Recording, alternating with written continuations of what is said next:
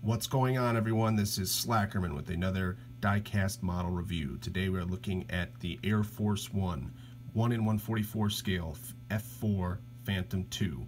This is the Smithsonian series from Air Force One. One of the few model companies and series that still is making new models in the 1 in 144 scale. And for me personally, the 1 in 144 scale is one of my favorite scales. I just love the size of it. You can collect, more, fit more on a shelf, and it's not too small that you lose detail in the models. So let's take a look. For all of this Smithsonian series from Air Force One, the packaging is all the same. So you just have a window box on the side, nothing special. On the bottom, you get a read-up of the F-4 Phantom II. So pause it if you want to read that.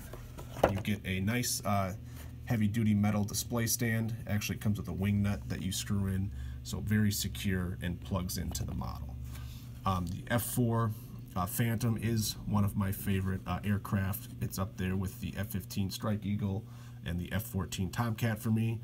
This and the Huey helicopter are iconic of the Vietnam War. And again, I've always liked the look of the F-4 Phantom, especially the Air Force, this camouflage covering, or paint, I should say, paint scheme on the F-4s. So very cool.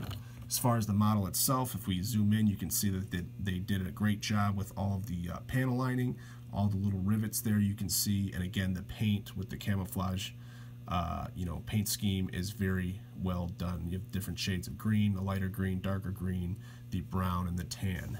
On the tail fin there, you have all the identifying marks and decals. You have the airframe number. I really like the kind of silver paint here. Again, with all the rivets and panel lining, that looks great. You have your Air Force star there. The cockpit, obviously the F-4 Phantom is a two-seater, so you have your pilot and radar intercept officer or weapon system officer. Here you can see the little rescue decal there, and then again all the rivets on the nose, obviously where the big radar is. You have a little decal there. Going on the other side, you can see where'd it go? You have some more decals right there, so you have some kind of like warning, the intake decals there, and then on the close to the air intake, you see that we have one Russian star, so I believe that signifies that this particular F-4 shot down 1 MiG, which is very cool. On the front, again, the biggest problem with the F-4 is the early models did not have an internal gun.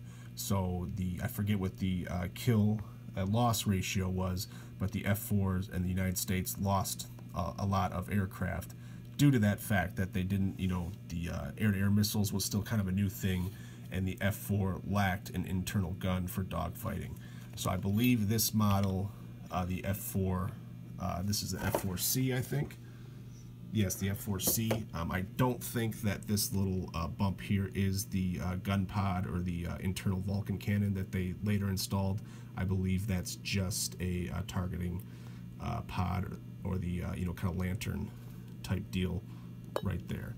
On the underside, you can see that we have 4 Sparrow missiles, and then you have your cluster bombs there. So again, a great model, easily a 5 out of 5 if you're an F-4 Phantom fan. So hope everyone liked the video, and thanks a lot for watching.